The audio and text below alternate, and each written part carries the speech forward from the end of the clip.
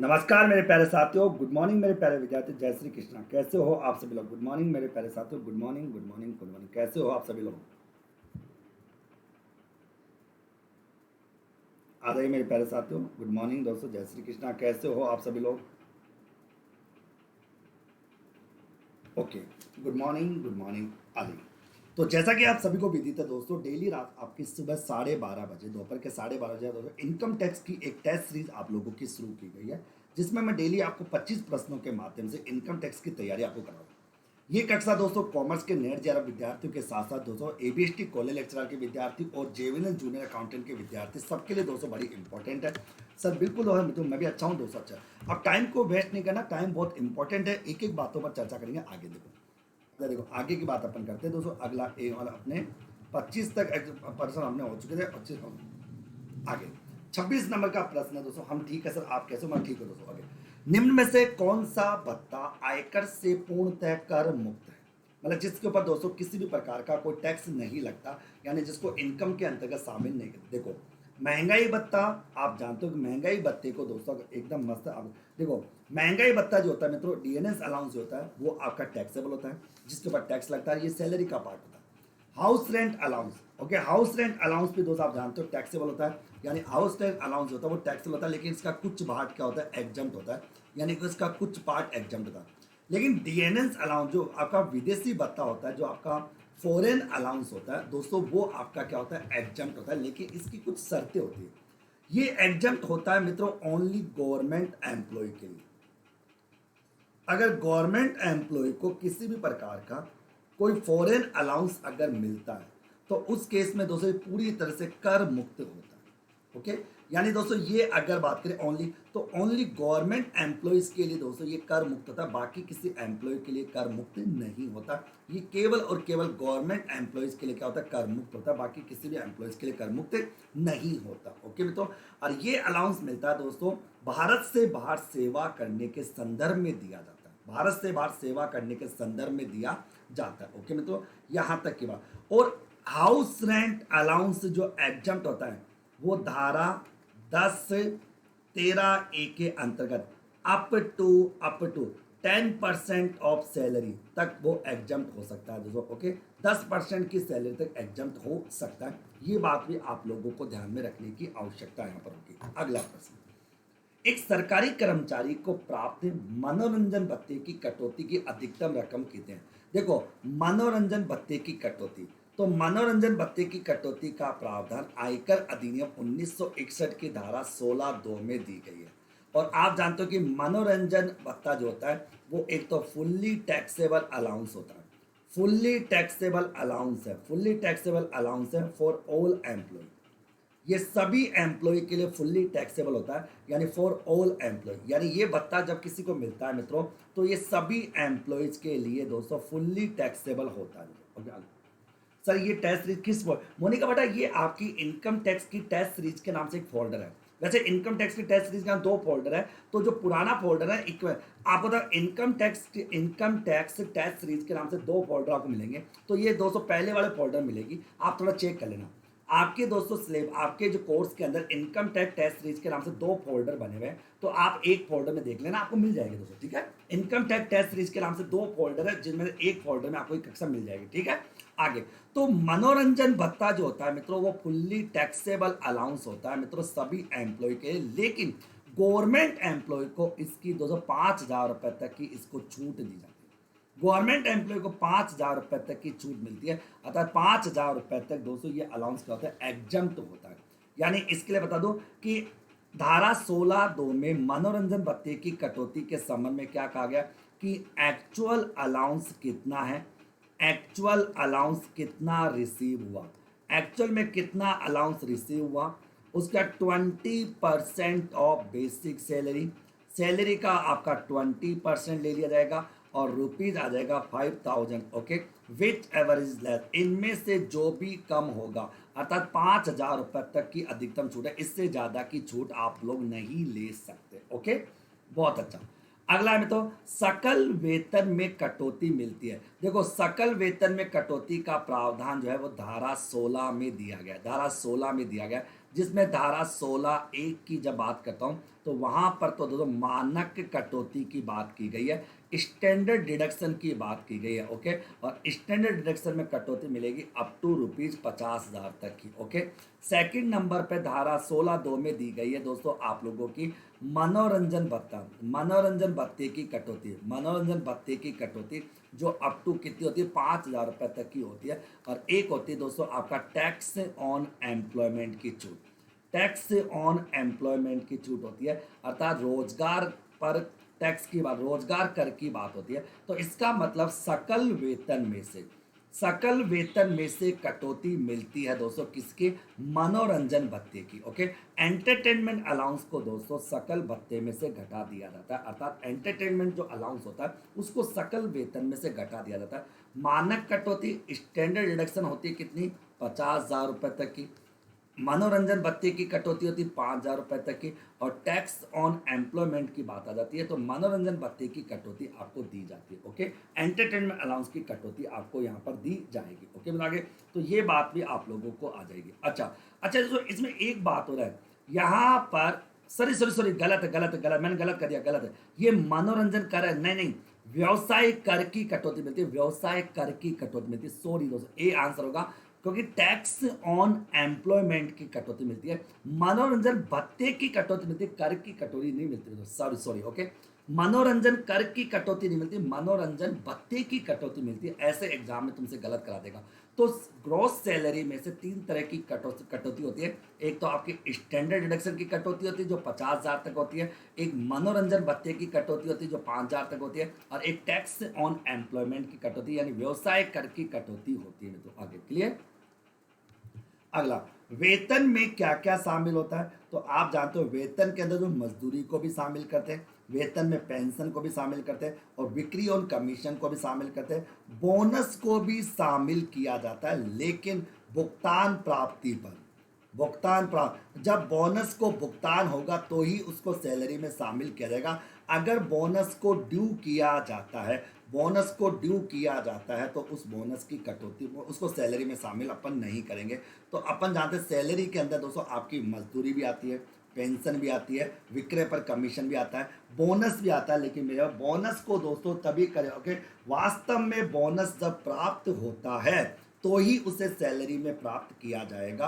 अगर बोनस को केवल ड्यू किया गया है और रिसीव अभी तक नहीं हुआ तो उसे सैलरी का पार्ट नहीं माना जाएगा, यानी बोनस प्राप्त, एक्चुअल में बोनस रिसीव होने पर ही सैलरी का पार्ट होगा, ड्यू बेसिस पर बोनस सैलरी का पार्ट नहीं होगा। अगला, वेतन में शामिल होता है, वेतन में शामिल किया जाता है, तो ये बता देगा कि वेतन के अंदर दोस्तों किन किन चीज़ों को शामिल है, नगद प्राप्तियाँ, ओके, यानी नगद में जो भी कुछ मिलता है, चाहे वो दोस्तों आपकी सैलरी हो, चाहे वो अलाउंस हो, चाहे बोनस हो, चाहे कमीशन हो, अनुलाभ परक्यूटिज, अगर किसी भी प्रकार की कोई सुविधा मिलती, मकान रहने की सुविधा, गाड़ी की सुविधा, गाड़ी की सुविधा, या दोस्तों वाउचर की सुविधा, या और भी कई प्रकार की सुविधाओं को भी दोस्तों सैलरी में शामिल करें। वेतन के स्थान पर अगर कोई बेनिफिट्स मिलते हैं जिसमें आपकी चाहे ग्रेजुटी हो, चाहे पेंशन हो, चाहे कंपनसेशन हो, चाहे लीव एंड सैलरी हो, ये सब दोस्तों सैलरी के अंतर्गत शामिल किए जाते हैं। अर्थात अनुलाभ में, अनुलाभ का मतलब फैसिलिटी, जैसे मान लो मकान रहने की सुविधा मिलती हो, होटल में रहने की सुविधा मिलती हो, अगर कम दर पर लोन की सुविधा मिलती हो, या क्रेडिट कार्ड की सुविधा मिलती हो, मोटर कार की सुविधा मिलती हो, मेडिकल की सुविधा मिलती हो, ये सब अनुलाभ जो है मित्रों ये वेतन के अंतर्गत शामिल होता है। और वेतन के स्थान पर लाभ, जिसमें आपकी ग्रेजुटी, जिसमें आपका पेंशन, जिसमें आपका वॉलेंट्री रिटायरमेंट स्कीम, जिसमें कंपनसेशन, जिसमें लीव एंड सैलरी, ये सब के सब दोस्तों आपकी सैलरी के अंतर्गत इंक्लूड किया जाता है। इन सभी मदों को सैलरी का पार्ट माना जाता है। अगला आगे आता है, देखो मैं तो मैं थोड़ा स्पीड में चलूंगा दोस्तों, ओके, मैं स्पीड में आपको दिखाऊंगा। सर कमीशन भी तो रिसीव बेस, नहीं बेटा कमीशन रिसीव बेस पे नहीं होता, कमीशन तो आपका सैलरी का पार्ट होता है, उसके बाद परसेंट, सैलरी परसेंटेज के आधार पर टैक्स, सैलरी परसेंटेज के आधार पर चलता है मित्रों के। तो यहाँ पर मैंने कहा जो सैलरी जो होती है वो परसेंटेज के आधार पर चलती है, और बोनस को सैलरी का पार्ट तभी माना जाता है जब वो एक्चुअल में रिसीव होता है। जब तक बोनस अपने को रिसीव नहीं होगा तब तक दोस्तों उसे सैलरी का पार्ट अपन नहीं मानेंगे दोस्तों। ओके, आगे परक्यूटिस वगैरह आ जाएगा बिल्कुल। अगला प्रश्न है मित्रों, मनोरंजन भत्ते की छूट कौन से कर्मचारी को मिलती है। मैं बता चुका मित्रों, आयकर अधिनियम 1961 की धारा 16(2) में मनोरंजन भत्ते की जो छूट मिलती है वो अप टू मिलती है 5,000 रुपए तक के लिए, और वो केवल और केवल सरकारी कर्मचारियों को दी जाती है। मनोरंजन भत्ता कर योग्य भत्ता होता है सभी प्रकार के कर्मचारियों के लिए, चाहे वो सरकारी कर्मचारी हो चाहे वो गैर सरकारी कर्मचारी हो। लेकिन मनोरंजन भत्ते की जो छूट मिलती है, एंटरटेनमेंट अलाउंस की जो छूट मिलती है, वो इनकम टैक्स की धारा 216(2) के तहत केवल और केवल सरकारी कर्मचारी को दी जाती है, जिसमें सैलरी का 20% और मैक्सिमम 5,000 रुपए तक की कटौती मिलेगी। इससे ज्यादा की कटौती उसे नहीं दी जाती। तो मनोरंजन भत्ता एक कर योग्य भत्ता है सभी प्रकार के कर्मचारियों के लिए, चाहे वो गवर्नमेंट कर्मचारी हो चाहे वो नॉन गवर्नमेंट कर्मचारी हो। लेकिन मनोरंजन भत्ते की छूट मिलती है केवल और केवल गवर्नमेंट कर्मचारी को, यानी गवर्नमेंट कर्मचारी के लिए मनोरंजन भत्ते की छूट मिलती है। आगे प्रमाणित प्रोविडेंट फंड, इसको होता है रिकॉग्नाइज प्रोविडेंट फंड यानी आरपीएफ खाते में जमा ब्याज कर मुक्त कितना होता है। बहुत ही लाजवाब प्रश्न आपसे पूछा जा रहा है कि आरपीएफ यानी रिकॉग्नाइज प्रोविडेंट फंड खाते के अंदर जो राशि जमा होती है उस पर जो ब्याज जो होता है, ब्याज जो मिलता है वो कितने परसेंटेज तक दोस्तों होता है, तो 9.5% तक तो एग्जम्प्ट होता है। उसके बाद जो भी मिलेगा वो पूरा का पूरा टैक्सेबल होगा दोस्तों। आगे ठीक है। आगे अब मेरी बात को सुनना, मैंने कहा दोस्तों कि रिकॉग्नाइज प्रोविडेंट फंड खाते में जो राशि जमा होती है उस राशि पर जो ब्याज अपने को मिलता है वो 9.5% तक तो एग्जम्प्ट होगा। उसके बाद का जो भी ब्याज होगा वो फुल्ली टैक्सेबल होगा,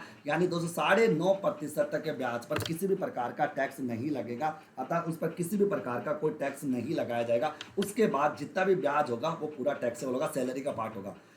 कर्मचारी को 12 लाख जनसंख्या वाले शहर में नियोक्ता का मकान रहने को दिया गया। क्या बात है, नियोक्ता का मकान रहने को दिया गया। इसको बोलते हैं रेंट फ्री अकोमोडेशन की सुविधा। ओके, रेंट फ्री अकोमोडेशन की सुविधा। मेरी बात सुना तो देखो, इसको बोलते हैं रेंट फ्री अकोमोडेशन की सुविधा जो होती है मित्रों। अब देखो ये सुविधा दो प्रकार से दी जा सकती है, या तो मकान खुद मालिक का हो या मकान उसने किराए पर लेकर दिया हो। अगर वो मकान मालिक का है, अगर वो मकान मालिक का है अर्थात उस मकान का स्वामी मालिक है, तो वहां की जनसंख्या के आधार पर दोस्तों उसकी फैसिलिटी की कैलकुलेशन की जाती है। अर्थात अगर वो मकान मालिक का है, अगर वो मकान मालिक का है तो वहां की जनसंख्या को आधार मानकर उसकी सुविधा का मूल्य ज्ञात किया जाएगा मेरे लाडलो। और मैं कह दूं मेरे प्यारे साथियों, अगर जनसंख्या दोस्तों 10 लाख से अधिक यानी अप टू 10 लाख तक है, अगर वहां की जनसंख्या 10 लाख तक है तब तो दोस्तों 7.5% ऑफ सैलरी, मतलब सैलरी का 7.5% जो है वो सुविधा का मूल्य माना जाएगा। लेकिन अगर जनसंख्या 10 से लेकर 25 लाख तक के बीच में है तो 10% ऑफ सैलरी माना जाएगा। ओके, और यदि 25 लाख से भी ज़्यादा की जनसंख्या वहाँ पर है तो वहाँ पर दोस्तों 15% ऑफ सैलरी उस मकान की सुविधा की वैल्यू मानी जाएगी। मैं बता चुका, मैं कई बार क्लियर कर चुका मित्रों। तो यहाँ पर आंसर होगा मित्रों वेतन का 10%। अरे भाई वेतन का जो 10% होगा, वेतन का जो 10%, देखो मित्रों अगर कोई भी मालिक, कोई भी एम्प्लॉय, कोई भी एम्प्लॉयर अपने एम्प्लॉय को मकान रहने की सुविधा देता है तो उसकी दो कंडीशन हो सकती है, या तो मकान उस स्वामी का हो या मकान स्वामी का नहीं हो। अगर मकान स्वामी का है अर्थात उस एम्प्लॉयर का मकान है, उस कंपनी का मकान है, तो वहाँ की जनसंख्या के आधार पर उस सुविधा का मूल्य ज्ञात किया जाता है। अगर वहाँ की जनसंख्या जहाँ पर मकान मिल रहा है वहाँ की जनसंख्या 10 लाख तक कम है तो 7.5% ऑफ सैलरी की सुविधा को माना जाएगा। 10 से लेकर 25 लाख तक है तो 10% ऑफ सैलरी माना जाएगा, और 25 लाख से भी अगर ज़्यादा है वहाँ की जनसंख्या तो 15% ऑफ सैलरी जो है वो आपकी रेंट फ्री अकोमोडेशन की सुविधा मानी जाएगी। और काम की बात सुना, इस सुविधा के बदले में, इस सुविधा के बदले में अगर कर्मचारी से कोई राशि वसूल की जाती है, इस सुविधा के बदले में कर्मचारी से कोई राशि वसूल की जाती है तो उसे सुविधा के मूल्य में से माइनस कर दिया जाएगा।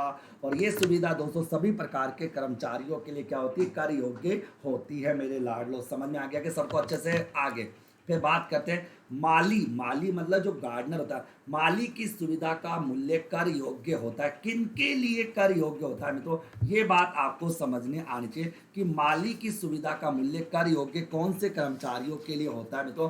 प्रत्येक कर्मचारी के लिए, या विशिष्ट कर्मचारी के लिए, अधिकारी के लिए, डायरेक्टर के लिए।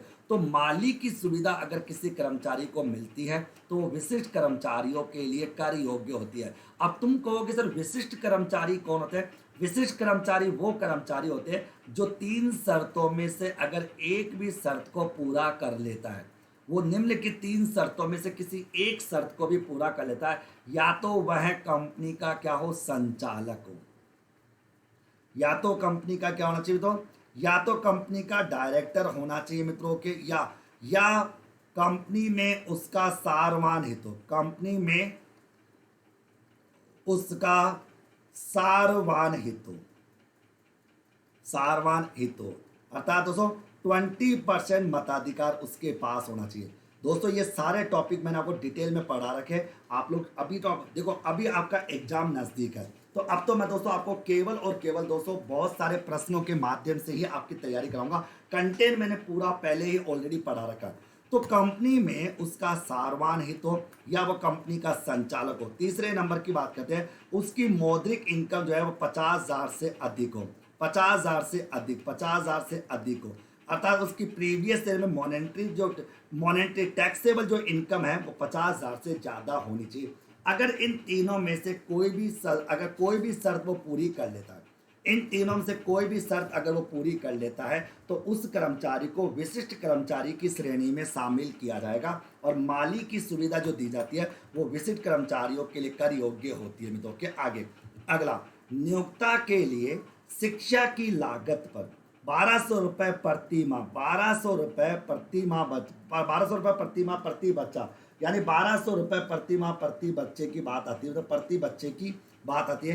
कर्मचारी के लिए बच्चे की निःशुल्क शिक्षा के लिए कर योग्य मूल्य कितना होगा, कर योग्य मूल्य कितना होगा, तो कर योग्य मूल्य कितना होगा। बच्चों के, कर्मचारी के बच्चों को शिक्षा के संबंध में बात की जा रही है कि कर्मचारी के बच्चों को पढ़ाने को लेकर यहाँ पर आपके सामने बात आ रही है कि कर्मचारी के बच्चों को पढ़ाने के लेकर दोस्तों यहाँ पर आपके सामने सुविधा आ रही है कि कर्मचारी के बच्चों को अगर पढ़ाए, कि कर्मचारी के बच्चों को पढ़ाने की बात आती है, कर्मचारी के, तो नियोक्ता के लिए शिक्षा की लागत 1200 रुपये प्रति माह प्रति बच्चा, कर्मचारी के बच्चों की निःशुल्क शिक्षा के लिए कर योग्य मूल्य की राशि कितनी होगी, ये प्रश्न आपसे पूछा जा रहा है। बताइए दोस्तों कितना होगा, कर योग्य मूल्य कितना होगा।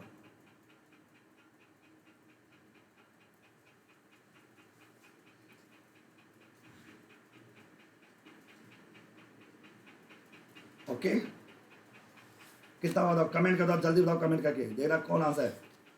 मैंने आपको एजुकेशन फैसिलिटीज़ के बारे में दोस्तों पूरी जानकारी दे रखी थी। एजुकेशन फैसिलिटी को लेकर जितनी भी जानकारी आपको दी गई थी उस जानकारी के आधार पर बताना कि एजुकेशन फैसिलिटी के आधार पर कितनी रहेगी, एजुकेशन फैसिलिटी के आधार पर दोस्तों कितनी जानकारी रहेगी। दोस्तों ये आपके सामने आ जाएगा कि एजुकेशन फैसिलिटी, तो यहाँ पर आ जाएगा, तो यहाँ पर नियोक्ता के लिए शिक्षा की लागत 1200 रुपये प्रति माह प्रति बच्चा है, तो कर्मचारी के बच्चे की निःशुल्क शिक्षा के लिए कर योग्य मूल्य होगा 1200 रुपये प्रति माह। कितना होगा, 1200 रुपये प्रति माह होगा। तो कितना होगा, 1200 रुपये प्रति माह होगा, यानी जितना वो वहन करेगा। देखो मित्रों सिंपल सी बात है, लॉजिकल बात होता है, तो आपको यहाँ पर लॉजिकल बात आपको बता देता हूँ मित्रों।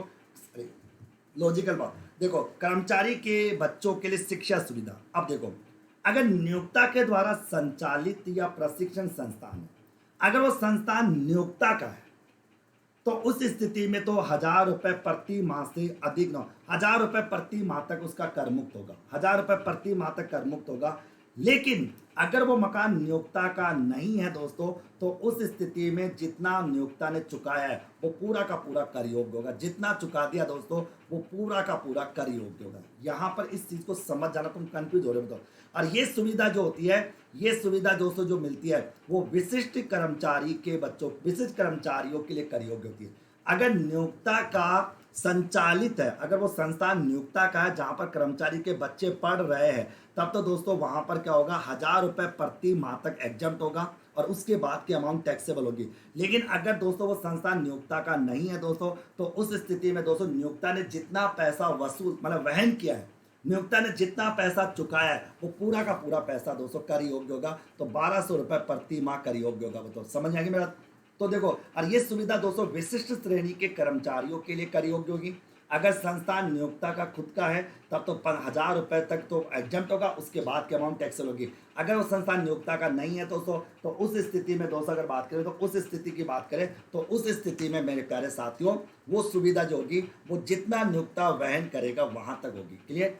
अब इसको सुनना दोस्तों, मतलब आगे देखो, यहाँ पर मैं एक बात को और समझाता हूँ, कंफ्यूज तुम्हारा दूर कर देता हूँ, क्योंकि इनकम टैक्स पढ़ रहे हो। शिक्षा सुविधा देखो, शिक्षा सुविधा में तो दोस्तों एक कहा जाता है अगर संस्थान संस्थान नियोक्ता का है, अगर संस्थान नियोक्ता का है तब तो दोस्तों अप टू 1000 पर मंथ पर चाइल्ड, मैक्सिमम 2 चाइल्ड तक आपका एग्जम्प्ट होगा। एग्जम्प्ट होगा अर्थात उस पर कोई टैक्स नहीं लगेगा, उसको सैलरी में शामिल। और यह सुविधा केवल और केवल विशिष्ट श्रेणी के कर्मचारियों को मिलेगी। यह सुविधा केवल विशिष्ट श्रेणी के कर्मचारियों के लिए। लेकिन संस्थान अगर नियोक्ता का नहीं है तो जितना नियोक्ता ने पैसा वसूल किया है, मतलब वहन किया है, वो पूरा कर योग्य होगा। और वो दोस्तों सभी कर्मचारियों के लिए कर होगा, चाहे वो विशिष्ट हो चाहे सामान्य हो, हर कैटेगरी के कर्मचारी के ऊपर उसे लागू किया जाएगा। अतः दोस्तों अगर बात है, ठीक है, हर कैटेगरी का कर्मचारी लागू करेगा।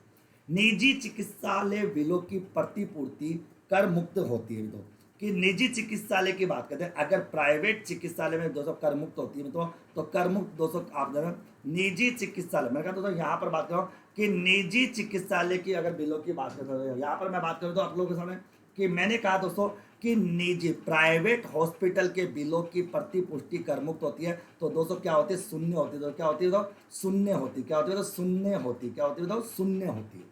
ओके, तो मैंने कहा प्राइवेट से हॉस्पिटल्स के बिलों की प्रतिपूर्ति कर क्या होती है? कर मुक्त होती। क्या होती है? कर मुक्त होती है, शून्य होती है। ये रहा शून्य होती है। अगला, मकान किराया भत्ता, house rent allowance. House rent allowance जो होता है तो ये क्या होता है?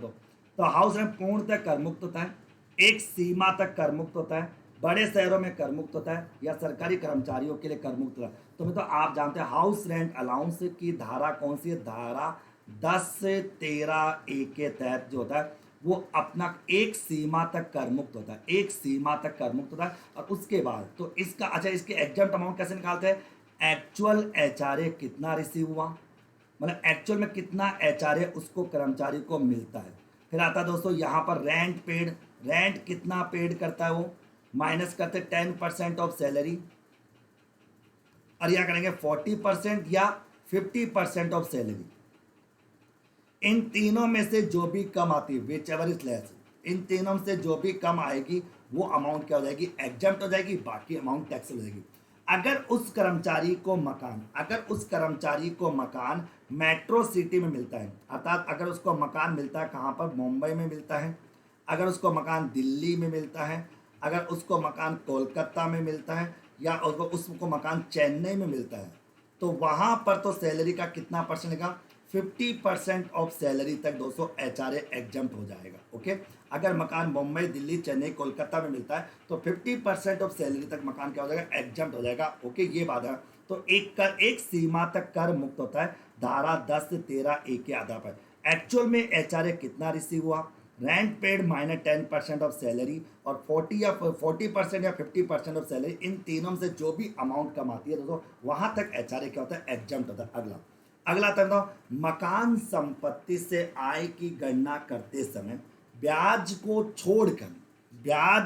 छोड़कर अन्य खर्चों के संबंध में कटौती की मात्रा कितनी है मित्रों? बहुत ओके, कटौती की मात्रा कितनी है? तो मित्रों आप जानते हो ये डिडक्शन जो मिलती है ना वो आयकर अधिनियम 1961 की धारा 24 के तहत दोस्तों हाउस प्रॉपर्टी पर डिडक्शन दी जाती है। धारा 24 में हाउस प्रॉपर्टी की डिडक्शन दी जाती है, जिसमें कहा गया है मित्रों कि जो आपकी स्टैंडर्ड डिडक्शन होती है दोस्तों, जिसको आप स्टेचुरी डिडक्शन बोलते हो, जिसको आप क्या बोलते हो तो स्टेचुरी डिडक्शन बोलते हो, स्टेचुरी डिडक्शन उसको कहते हैं, स्टेचुरी डिडक्शन कहते हो। वो क्या होती है आपकी जो एनएबी होती है, एनएबी नेट एनुअल वैल्यू का कितना परसेंट होती है? 30% तक होती है। नेट एनुअल वैल्यू के 30% तक की उसको कटौती दी जाती है। अर्थात मकान संपत्ति से आय की गणना करते समय ब्याज को छोड़कर दोस्तों जो कटौती मिलती है वो कटौती मिलती है स्टेचुरी डिडक्शन, अर्थात वैधानिक कटौती मिलती है। और वैधानिक कटौती जो मिलती है वो नेट एनुअल वैल्यू का 30% मिलती है। लेकिन देखो जाना, लेकिन अगर मैं कह दूं मित्रों कि अगर अगर नेट एनुअल वैल्यू मित्रों शून्य है तो ये कटौती नहीं मिलेगी। नेट एनुअल वैल्यू अगर ऋणात्मक है, नेगेटिव है, तो दोस्तों ये कटौती भी आपको नहीं दी जाएगी। और यदि मान लो डूबत किराए की वसूली के समय अगर कोई डूबत किराए की वसूली अगर किसी भी प्रकार का डूबा हुआ किराया वसूल होता है तो उस केस में भी दोस्तों ये डिडक्शन नहीं मिलती। ये इसके कुछ अपवाद होते हैं दोस्तों। ठीक है आगे, तो आगे ठीक है, चेन्नई होगा, चेन्नई आगे। तो देखो मित्रों, मैंने क्या कहा कि अगर नेट एनुअल वैल्यू आपकी जीरो है, नेट एनुअल वैल्यू आपकी नेगेटिव है, या डूबा हुआ किराया अपने को मिलता है, तो उस केस में दोस्तों ये 30% की डिडक्शन नहीं मिलती। अर्थात कहने का मतलब हुआ कि आयकर अधिनियम 1961 की बात करो, आयकर अधिनियम 1961 की अगर बात करो तो आयकर अधिनियम 1961 के तहत ये कहा जाता है कि धारा जो 24 होती है, धारा 24 के तहत जो आपकी नेट एनुअल वैल्यू होती है, उस नेट एनुअल वैल्यू का दोस्तों 30% अपने को डिडक्शन मिलती है, 30% की क्या मिलती है, डिडक्शन मिलती है। ओके, लेकिन अगर नेट एनुअल वैल्यू जीरो है, नेट एनुअल वैल्यू नेगेटिव है, या डूबत किराए की वसूली की बात आती है, तो उस केस में दोस्तों ये डिडक्शन नहीं दी जाती, उस केस में कोई डिडक्शन आपको नहीं मिलेगी। ओके, तो ये प्रश्न याद कर लेना, एग्जाम में पूछा जाता है, आपसे ये पूछा जा सकता है कि कौन कौन सी परिस्थितियों में आपकी वैधानिक कटौती नहीं दी जाती। तो अगर नेट एनुअल वैल्यू शून्य होती है, नेट एनुअल वैल्यू नेगेटिव होती है, या डूबत किराए की वसूली की बात आती है, तो इन सभी परिस्थितियों में दोस्तों नेट ये स्टैच्यूट डिडक्शन नहीं मिलती, अर्थात वैधानिक कटौती नहीं मिलती। क्लियर। अगला, सुरेश ने मई 2018 में ऋण लेकर स्वयं के रहने का मकान खरीदा। ओके, स्वयं का मकान ले रहा है, तो स्वयं के मकान ले रहा। गत वर्ष 2018-19-20 में ऋण पर 2,10,000 का ब्याज दिया। ओके, मकान संपत्ति कटौती करने में कटौती कितनी होगी, सभी जानते हैं मेरे प्यारे साथियों। यहाँ पर आप सभी को मैं क्लियर करना चाहूँगा मित्रों, यहाँ पर कि कटौती कितनी होगी, ये प्रश्न आप लोगों के सामने है मित्रों। तो आप सभी लोग इस बात को जानते हैं कि अगर यहाँ पर कोई भी जो लोन है वो 31 मार्च 1999 के बाद, अगर कोई भी मकान 31 मार्च 1999 के पश्चात लिया है, तो वहां पर मैक्सिमम कटौती कितनी होगी दोस्तों, 2 लाख रुपए तक की कटौती मिलती है इंटरेस्ट ऑन लोन पर। इंटरेस्ट ऑन लोन पर कोई मकान जो है मित्रों, मकान खरीदने के लिए अगर आपने पैसा लिया है, कब दोस्तों, आफ्टर 31 मार्च 1999, 31 मार्च 1999 से पहले लिया तो 2 लाख की कटौती है। लेकिन अगर दोस्तों 31 मार्च 1999 से पहले अगर लिया होता तो दोस्तों कितनी छूट मिलती, 30,000 रुपये तक की छूट मिलती। तो इंटरेस्ट की कटौती कितनी मिलती है, 30,000 की मिलती है। ओके, और ये स्वयं के रहने के मकान के संबंध में होती है, स्वयं के रहने के मकान के संबंध में कटौती दी जाती है। ओके, समझ में आ गया कि तो अगर 31 मार्च 1999 से पहले मकान लिया होता तो वहाँ पर इंटरेस्ट की कटौती 30,000 मिलती, और 31 मार्च 1999 के पश्चात लोगे तो 2 लाख रुपए तक मिलेगी। अगर मित्रों ये मान लो 2,10,000 ना होकर 1,80,000 रुपए होता तो 1,80,000 की छूट मिलती, लेकिन यहाँ पर 2 लाख से ज़्यादा है तो 2 लाख रुपए तक की छूट मिलेगी। इससे ज़्यादा की छूट यहाँ पर नहीं दी जाएगी, इससे ज़्यादा की कोई भी छूट यहाँ पर नहीं मिलेगी। अगला, भवन निर्माण से पूर्व ऋण पर भुगतान की गई ब्याज की कटौती के लिए अनुमान्य किस्तें कितनी और कितने किस्तों में उसको चुकाना पड़ता है, सब जानते हैं मित्रों, आप जानते हो, समझते हो कि आयकर अधिनियम 1961 की धारा 24(2) के तहत इंटरेस्ट ऑन लोन की कटौती मिलती है, और ये छूट 5 वर्षों में 5 किस्तों में दी जाती है। 5 वर्षों में 5 किस्तों में दी जाती है। देखिए मित्रों, मैं आपको पहले क्लियर कर दूँ, मैं थोड़ा स्पीड में चलूँगा, पता है दोस्तों, क्योंकि अपने को 17 तारीख तक दोस्तों 250 से भी ज़्यादा प्रश्न अपने को करने, जिससे आपकी इनकम टैक्स का जो डर है ना छू मंतर हो जाए। ओके, 17 तारीख तक अपने को कॉस्ट अकाउंटिंग के भी 250 प्रश्न करने, मैंने मतलब बहुत कुछ पढ़ना यार, बहुत कुछ पढ़ना यार, इस बार एग्जाम को क्रैक करके रहना दोस्तों, खूब पढ़ना है।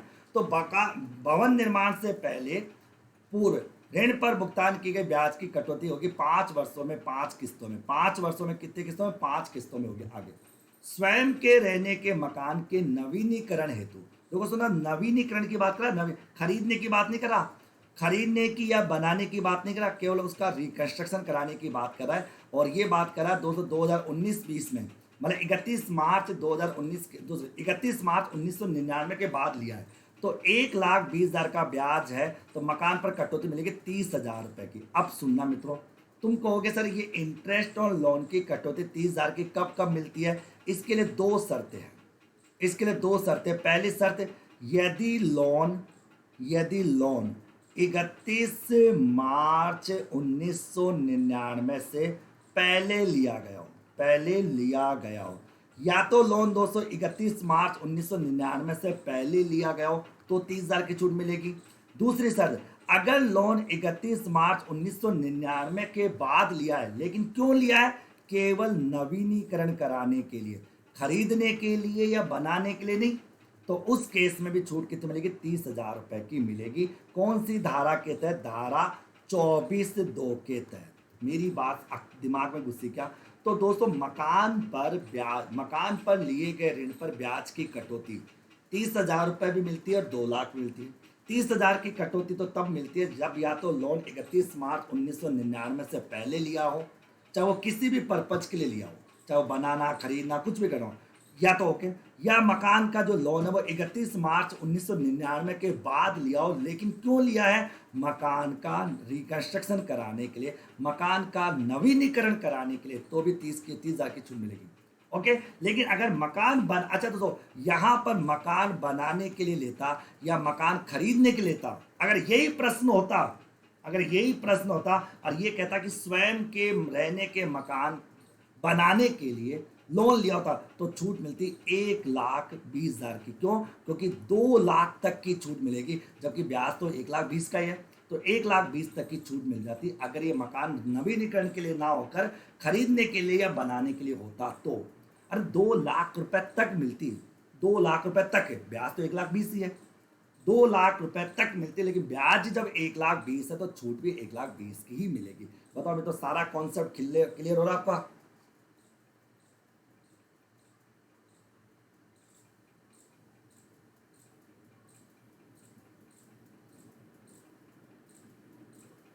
ओके, आ गया था। आयकर अधिनियम 1961 की धारा 23(2)(b) में वर्णित है, अगर कोई मकान खाली रहता है, वेकेंट रहता है, मतलब पूरे साल भर मकान खाली रहता है, तो उस मकान का वार्षिक मूल्य क्या होगा? तो सिंपल से शून्य होगा। और पूरा मकान शून्य होगा तो सिंपल सी बात है, वहाँ पर स्टैंड डिडक्शन मिलेगी नहीं भाई, स्टैंड डिडक्शन मिलेगी नहीं।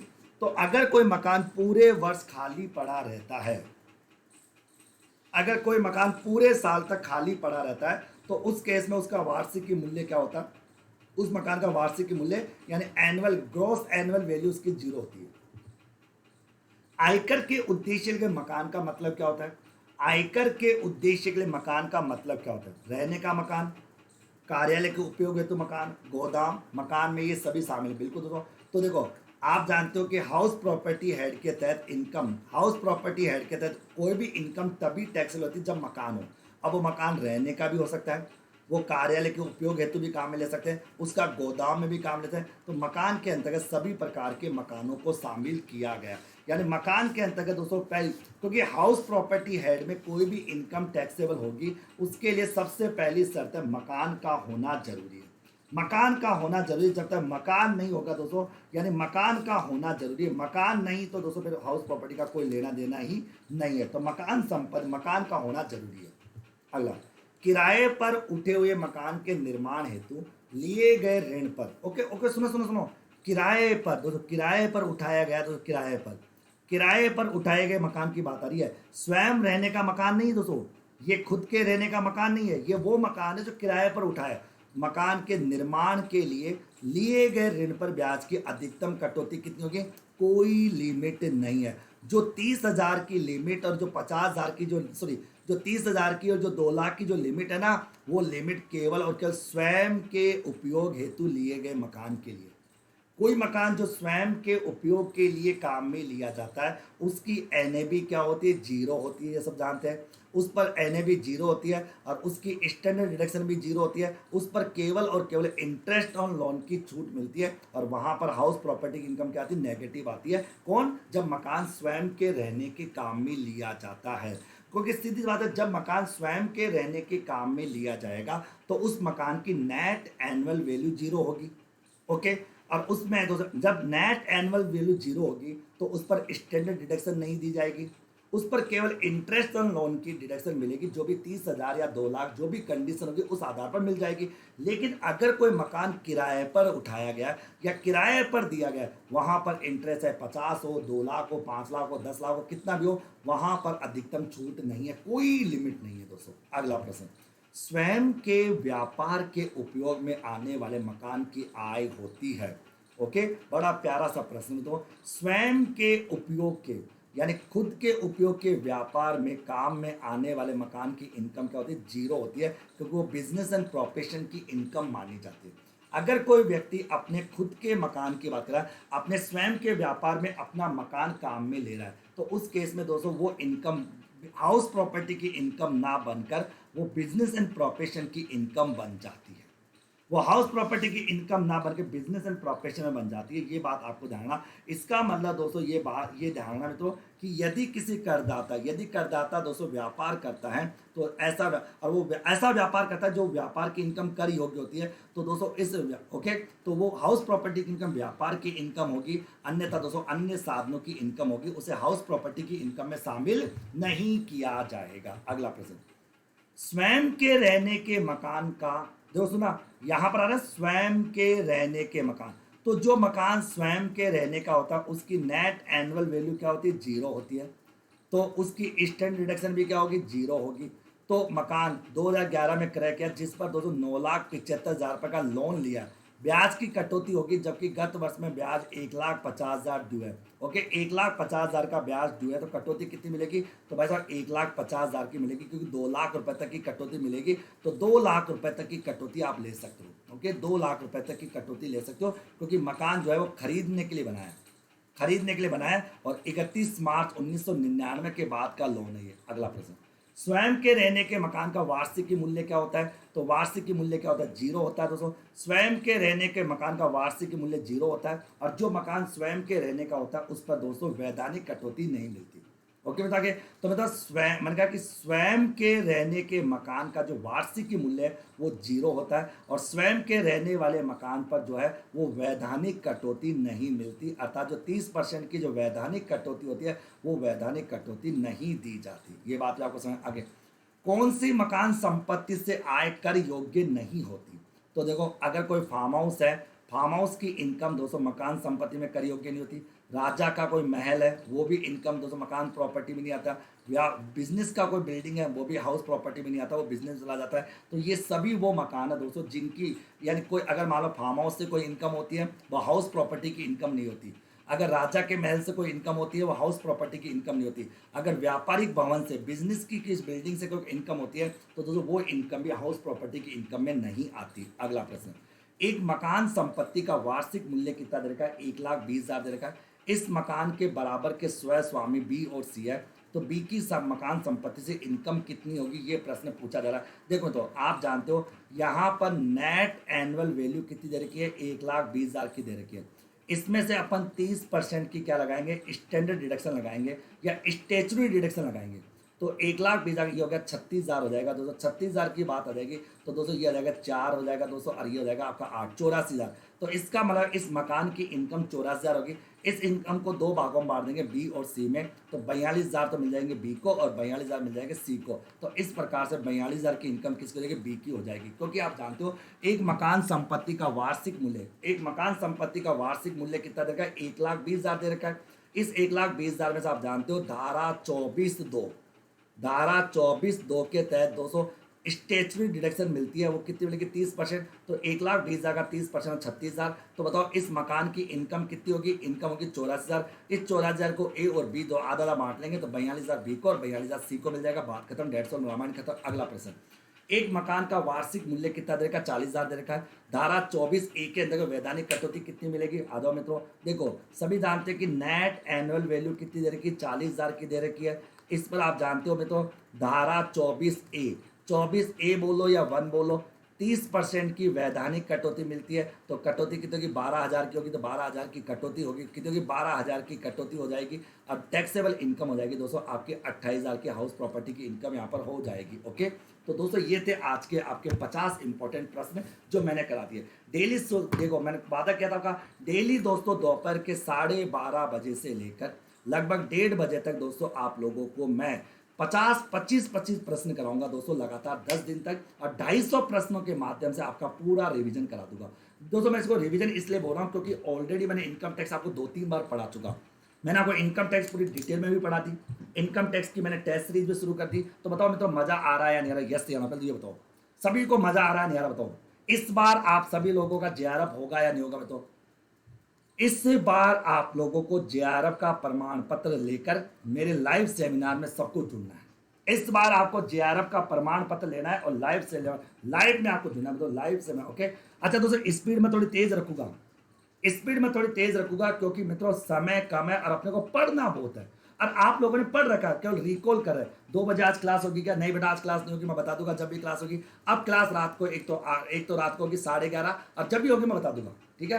अपने मूड पे डिपेंड करेगा। ओके, तो ये चीज आप लोगों के माइंड में सेट हो जाएगी अच्छे से। ओके, थैंक यू मित्रों, ऑल द बेस्ट मेरे प्यारे साथियों।